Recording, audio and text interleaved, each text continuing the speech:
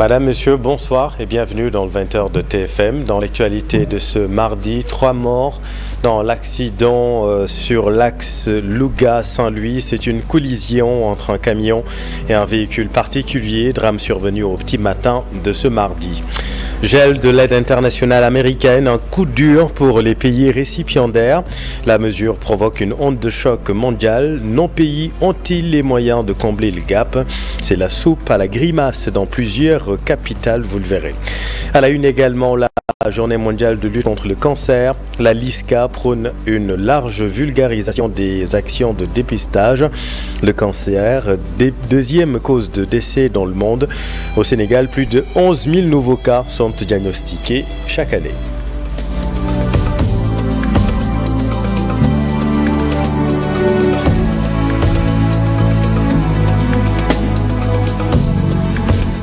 Deux personnes décédées sur le coup. La troisième victime a succombé à ses blessures. 3 morts dans un accident sur l'axe Louga-Saint-Louis.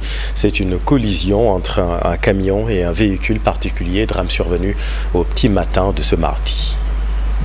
Sur les lieux à 4h32, il s'agissait effectivement d'une collision entre 02 véhicules suivi d'un dérapage, occasionnant malheureusement 6 victimes, dont 2 blessés légers, 2 blessés graves et malheureusement 2 corps sans vie. Maintenant, ce qu'on peut noter par rapport à cet accident, notre difficulté était plus ou moins parce qu'il y avait les corps sans vie qui étaient au niveau de la cabine du camion qui était coincé sous le chargement, parce que le camion qui partait vers Saint-Louis avait un chargement environ d'une 40aine de tonnes de fer, et malheureusement les corps sans vie étaient sous le chargement. Il fallait d'abord enlever le chargement pour pouvoir sortir les corps sans vie qui étaient sous le chargement. Maintenant, pour arriver à bout de cette intervention, nous avons mobilisé pour le matériel 2 ambulances, un fourgon, un véhicule de secours routier et 3 VIL d'intervention rapide. Maintenant, pour le personnel, on a mobilisé 34 gradés et sapeurs, dont 2 officiers. Le message de sensibilisation qu'on peut lancer aux conducteurs, c'est de continuer à respecter le code de la route et à respecter les instructions.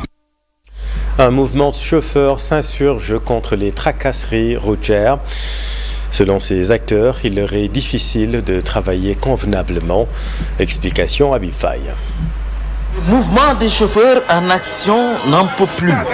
Un arrêt des travaux a été observé ce matin pour dénoncer les agissements des forces de défense et de sécurité sur la route. Capitaine Malik Faye, mu jabat ay chauffeur yu buat wagam ba pare yabal ay élément ci rond-point Ngor ñu tas garage ba fa nek ben auto mënu fa dem ki lay dañuy doxé Ngor di dem muy chauffeur Ndiaga Ndiaye fa nek amatuñ fu ñu taxaw benen bi ci dess mom moy yenen montage yi nek digënté rond-point Sam duggu Grand Dakar jëm Sandaga ñom ñuy joy même joy bi tay légui li ci dess safari li ñu jappé wat moy surnombre ñaari kina la ko jappé la wax ni daf ko yobbu kasso dem ñun biñu démé fofu woté dañi bu naré bayyi boy bi day sumi tenem par force loolu la wax. Babacar Diop ne parvient pas à avoir un car pour aller en chantier. Il déplore cette situation. ma xey ex gaay na ma tay car rapide dañoo grève wa metti na nak mais maa ngi nii gis nga samay bagage ngi nii waaw te li ma yor bariwul mënu ma jël taxi bàyyiwuma dara kër ga. Les chauffeurs invitent le gouvernement à prendre des mesures. li ñuy interpellé waat état moom mooy transport la tata bi car rapide moo ko jur dem dikk bi ña ca nekk ci car rapide ci leen jógee te léegi bu fekkente ne wàllu surnombre la ñuy wax man d'accord naa oto bi daw 10 kilomètres yaa ngi dégg sans freinage kooku mën nañ ko tere surnombre du dëgg mais biir Dakar ñi fi nekk nga xamante ni si presque chaque 200 mètres oto bi taxaw léegi kooku lan mooy surnombre am. waaw fi mu toll nii nag pexe laa xamul te amaguma dépasse doy na waar mais état bi war nañ ci jàpp bu baax xam nga dimbale gars yi ñi ay ndaw lañ ay jeunes lañ xam nga dañuy daan seen doole saa ci ñu fennuñu. Il compte appuyer sur l'accélérateur si l'État ne réagit pas, disent-ils. Processus de régulation de la circulation des motos Jakarta, le syndicat national des conducteurs de taxis 2 roues demande la prolongation du délai initialement prévu le 13 mars. Ansoumana Badji est le président de l'Union. Il est avec Tcherno, Laurent Mendy et Maimouna Ndiaye. Poursuite du processus dans les meilleures conditions. Le syndicat national des conducteurs de mototaxis de Jakarta, affilié à la synthèse du Sénégal, exige la prolongation du délai initial prévu le 13 mars 2025. L'installation d'un comité d'enrôlement permanent dans tous les départements du Sénégal. La révision totale de l'arrêté Mor Ngom pour l'adapter au nouveau contexte. Par ailleurs, nous avons noté que la rencontre de la semaine passée avec le directeur général du transport n'a abouti à rien et nous sollicitons une audience avec le Premier ministre du Sénégal, M. Ousmane Sonko, pour lui faire part de nos propositions allant dans le sens de moderniser ce secteur. Nous alertons également les usurpateurs qui tiennent à parler à notre nom alors qu'ils ne sont pas reconnus par les conducteurs de moto Jakarta. Le Jubal Jubanti passe d'abord et avant tout par une concertation avec les vrais acteurs. Toute autre chose, chacun doit jouer sa partition dans le développement, estime le docteur Cheikh Oumar Ba, président du réseau sénégalais des think tanks. Pour lui, il est important d'avoir une grande synergie entre les groupes de réflexion et les décideurs dans la définition des politiques publiques, annonce faite en marge de la journée internationale des think tanks organisée ce mardi. Science. Il n'y a pas de développement. Et science sans conscience n'est que ruine de l'âme, comme on le dit. C'est pourquoi nous pensons qu'il est important que nous puissions mettre des données les plus éclairées possibles, les plus probantes à la disposition des décideurs politiques pour les accompagner dans l'élaboration, mais aussi dans le suivi des politiques publiques. Ce qui se passe au Sénégal, et on l'a vu depuis l'indépendance, c'est qu'on élabore des politiques publiques, mais on n'a pas les moyens ni de les suivre, ni de les évaluer, ni de les sanctionner positivement ou négativement. C'est pourquoi nous pensons, en tant que think tank, avec l'indépendance qu'ont les think tanks, qui sont des centres de recherche indépendants sur les politiques publiques, nous avons besoin de mettre à disposition des données, mais aussi nous avons besoin de créer un écosystème. Mais pour cela, l'État devrait nous reconnaître en tant que think tank. Deuxièmement, nous avons besoin de financements endogènes, parce que sans financement, si notre financement dépend des autres, ce sont les autres qui vont définir l'agenda de recherche de nos pays. Or, les spécificités du Sénégal, en tout cas, suggèrent que nous soyons en mesure de contrôler nos orientations stratégiques et que nous définissions effectivement nos perspectives en tenant compte des éléments du contexte. Et le gel de l'aide internationale américaine s'est invité à cette rencontre. Un coup dur pour les pays récipiendaires. C'est la soupe à la grimace dans plusieurs capitales. La mesure provoque une onde de choc mondiale. Nos pays ont-ils les moyens de combler ce gap? Décryptage d'Issa Prera. Donald Trump l'a annoncé et il l'a fait de façon brutale. Une suspension de l'aide au développement pour une période de 3 mois, une mesure qui n'est pas sans conséquence pour le Sénégal.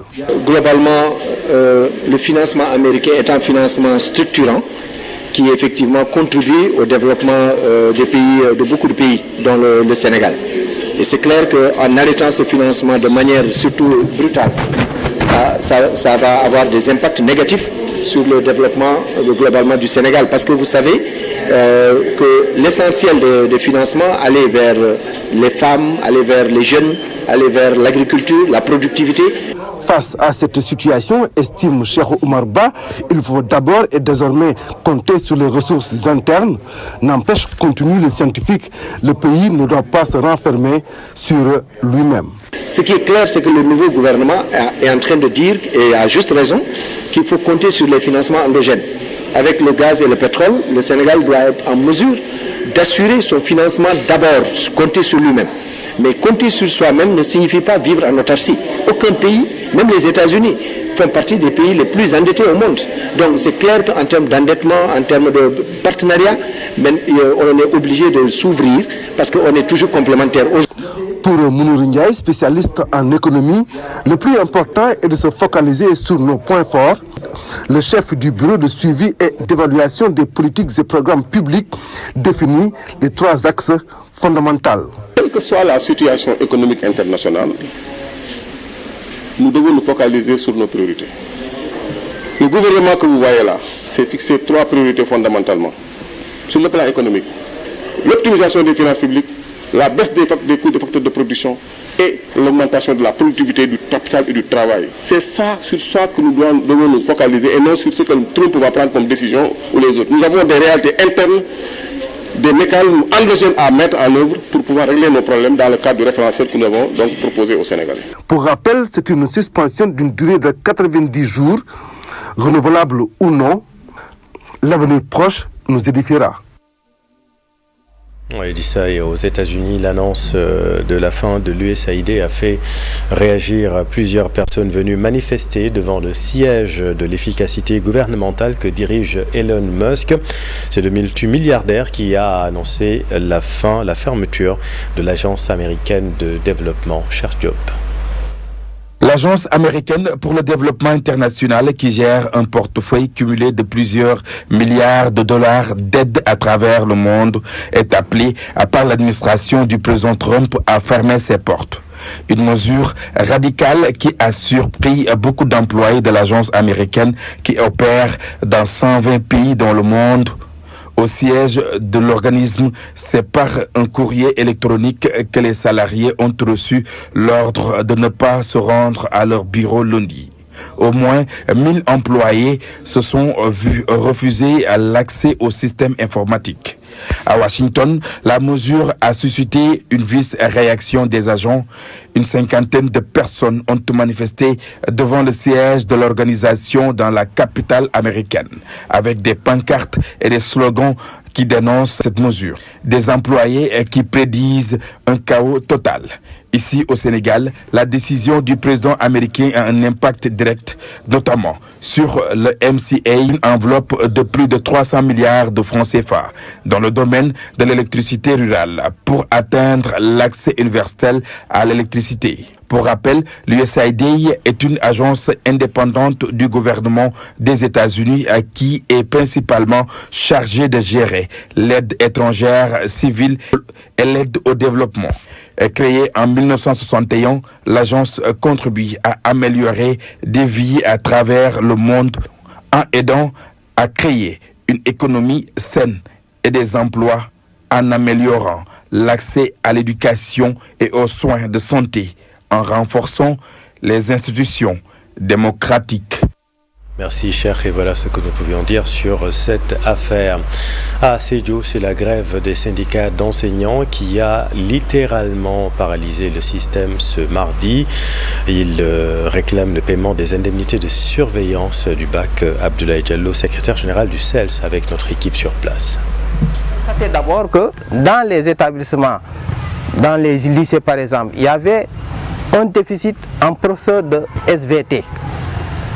Vous prenez le lycée Balamoussa Dafé où il y a un seul professeur d'SVT.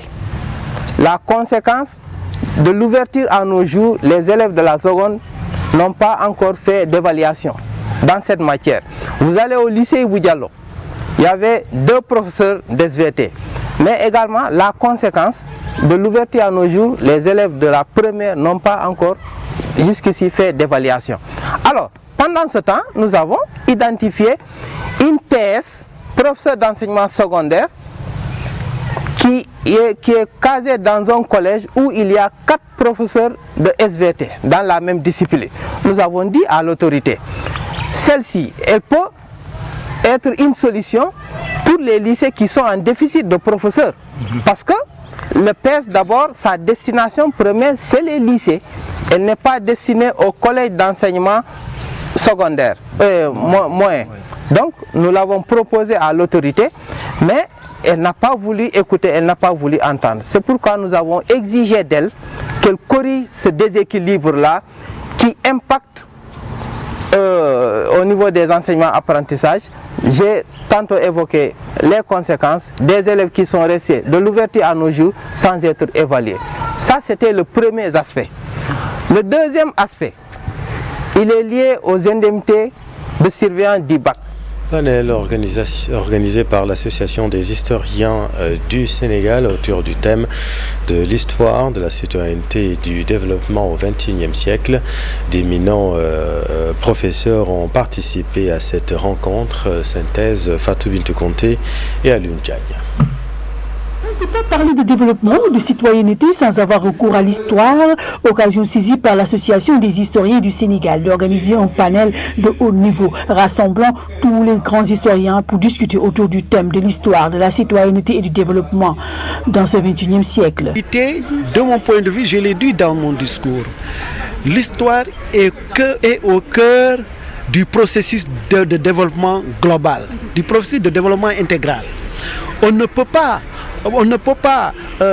parler de développement économique sans avoir une conscience de développement historique de nos pays, sans qu'on ne puisse avoir une conscience historique quand même importante ou suffisante de notre passé. Pour ces historiens, c'est une manière de jouer leur partition dans le développement du pays en portant cette réflexion. En posant ce débat, nous voulons aussi jouer notre contribution, notre rôle dans le cadre de la réflexion ou des décisions prises par le gouvernement lors de ces différents conseils des ministres. Par exemple, il y a eu 1 à 2 conseils des ministres où la question de la réforme des programmes, de l'enseignement même de l'histoire a été posée. De prendre justement, de mettre à profit cette opportunité, cette fenêtre que nous donne le gouvernement, les autorités, pour leur faire des propositions allant dans le sens de la mise en œuvre des réformes qu'ils ont envisagées et des réformes qui touchent notamment au programme d'histoire. Ce panel est une manière aussi de réfléchir sur le métier d'historien et son enseignement. Ce panel de haut niveau intitulé qui porte sur histoire, citoyenneté et développement, notre association cherche à poser la réflexion sur le métier d'historien, l'enseignement de l'histoire dans les lycées, dans les collèges, dans les différents ordres d'enseignement, mais également nous cherchons à voir comment l'histoire peut être le socle du développement tel que nous le pensons aujourd'hui. Dans cette société en pleine mutation, la discipline historique fait face à plusieurs défis. À la une également de l'actualité, la journée mondiale de lutte contre le cancer, la LISCA, prône une large vulgarisation des actions de dépistage. Le cancer, vous le savez, est la deuxième cause de décès dans le monde. Ici au Sénégal, plus de 11 000 nouveaux cas sont diagnostiqués chaque année. Qui que vous soyez, un survivant du cancer, un collègue, un soignant, un ami, un dirigeant, un professionnel de la santé, un enseignant ou un étudiant, vous avez le pouvoir de passer à l'action pour un monde libéré du cancer. On veut des entreprises engagées, merci beaucoup Annabelle. On veut des villes qui mènent la marche. On veut des voies crédibles, merci beaucoup professeur. On veut une mobilisation des ressources. Merci monsieur le secrétaire général. Favoriser et vulgariser des actions de dépistage et diagnostic précoce et aussi parler par rapport à la vaccination.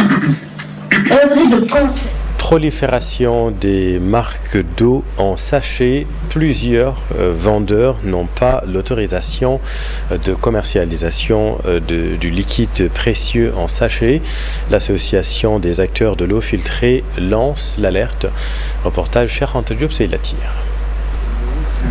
De la région de Thiès tire la sonnette d'alarme. Le secteur est en danger, selon le président. En 2021, le CAES avait recensé 483 unités de production d'eau disposant la plupart d'une autorisation d'exercer. Mais cela n'empêche que le secteur subisse des contraintes endogènes car il ne tardera pas à être victime d'une prolifération d'unités de production clandestines, voire fantômes. Les fraudeurs ont pour astuce de faire du faux et usage de faux pour se doter de francs ou à défaut d'en acheter auprès des opérateurs légaux qui ont fermé boutique. Dans tous les cas, cet acte frauduleux reste reste un délit, car le franc est délivré par l'autorité assermentée. Cette pratique malhonnête a pour conséquence de susciter une concurrence déloyale. Ce secteur de l'eau filtrée emploie 30 000 jeunes. Le collectif a aussi interpellé la direction du commerce intérieur. Depuis l'ordonnance du directeur du commerce intérieur par rapport à l'entrée de délivrance de code de franc provisoire, il n'y a pas eu de suivi à cause du changement de régime, de sorte que le secteur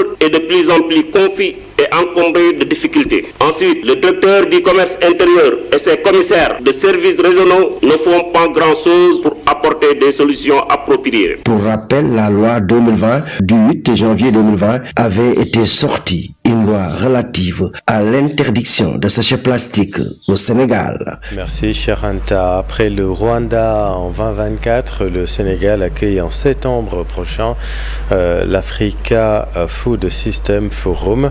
L'objectif de cet événement est de poser les jalons d'une souveraineté alimentaire en Afrique.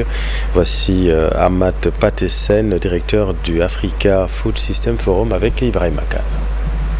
Et le plus grand forum sur le continent qui rassemble plus de 6000 participants chaque année. C'est un peu l'Assemblée des Nations Unies sur l'agriculture sur le continent où tous les acteurs sont conviés.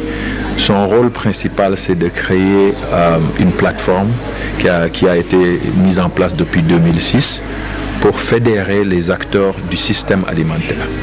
Et ces acteurs doivent travailler ensemble à accélérer la transformation agricole sur le continent. Et donc c'est à ce titre-là que nous sommes venus ici au Sénégal, qui a été choisi pour organiser ce forum. Le président nous a rassuré donc de la disponibilité, également l'hospitalité également légendaire du Sénégal à vouloir accueillir ce forum. Donc la disponibilité pour faire de cette organisation une réussite, mais aussi le rôle et responsabilité des deux parties et s'assurer que voilà, tout soit aux normes et de qualité pour faire de sorte que le pays en bénéficie, mais aussi qu'on puisse accompagner dans les secteurs que nous pourrons, donc cette transformation rapide de ce qui est attendu ici au Sénégal. Et parlons de la guerre au nord Kivu et la prise de Goma par les rebelles du M23. Les forces de défense et de sécurité sénégalaises sont sur place. Plus de 200 gendarmes, 140 policiers et des agents pénitentiaires sont sur place sous le commandement du général Khardjouf. Explication, Pape Faragning. La situation au nord Kivu est préoccupante. Cette riche région de la République démocratique du Congo, particulièrement Goma, la capitale est tombée entre les mains des rebelles du M23 soutenus par le Rwanda. Les soldats de la MONUSCO tentent d'éviter le pire, parmi eux des Sénégalais. Notre pays a la longue tradition du maintien de la paix dans le monde. Dans le cadre de la mission de l'Organisation des Nations Unies pour la stabilisation en République démocratique du Congo, on note une forte présence de l'armée sénégalaise avec 280 gendarmes qui opèrent dans la région, dont 140 à Goma dans le camp Djambar et 140 à Ituri, appuyés par le même nombre de policiers dans le théâtre des hostilités à Goma, avec une forte présence des agents pénitentiaires. Les hommes du général Khardjouf, qui commandent la force militaire de la MONUSCO, ont évité le pillage des bases de la MONUSCO. Ils ont été même remerciés par les autorités onusiennes à l'intérieur pour leur professionnalisme. L'actuel commandant de la gendarmerie territoriale, général Hassan Bey, était l'adjoint du chef de la police des Nations Unies en République démocratique du Congo de 2021 à 2024. Il a réalisé un travail remarquable avec ses hommes dans une guerre difficile où les rebelles du M23 sont imprévisibles et veulent entrer par tous les moyens dans les villes. Pour l'instant, un seul blessé léger a été noté du côté des forces de défense et de sécurité. Malgré les nombreuses attaques, les FDS gèrent bien la situation. Merci Pafara. Et puis un mot de sport, football, le champion sortant Teungueth FC accueille son nouvel entraîneur. Teungueth FC qui est actuellement 10e au classement de la Ligue 1. Son nouvel entraîneur se nomme Saliou Boutouré. Il a comme objectif de retrouver le haut du classement. D'abord de remercier le président Babacar Ndiaye et son staff, les dirigeants de Teungueth FC d'avoir porté leur choix. C'est moi, je pense que c'est important. C'est un grand club, c'est un club qui joue les premiers rôles. Voilà, c'est vrai que c'est un peu difficile ces temps-ci, voilà, mais ça arrive dans le football. C'est ça le football, il y a des hauts et des bas. Voilà, je pense que le contrat, c'est toujours jusqu'à la fin de la saison. Et après, on va évaluer pour voir. Bon, je pense que c'est une bonne équipe. Hein. Il y a un bon groupe. Je pense qu'ils ont fait un très bon recrutement. Voilà, peut-être il y a des secteurs à renforcer, surtout au niveau de l'attaque. On va continuer à travailler avec ce groupe, main dans la main. Je pense que si on fait ça, on peut avoir quelque chose. Parce que j'ai vu de très bons joueurs. C'est une équipe que j'ai vu jouer maintes fois. Et ils sont bons. Donc c'est le football. Il y a des moments difficiles, donc il faut savoir gérer. Et je pense que si on travaille, comme je le dis, main dans la main, vraiment on peut redresser vraiment la pente, je pense. Salut Botouré, le nouvel entraîneur de Teungueth FC. C'est la fin de cette édition. Merci infiniment de l'avoir suivi. Soir d'info, la suite dans un instant avec Papa Abdoulader et son invité ce soir, le docteur Chergueï. Restez en compagnie de nos programmes. Vous êtes au bon endroit. Bonne soirée.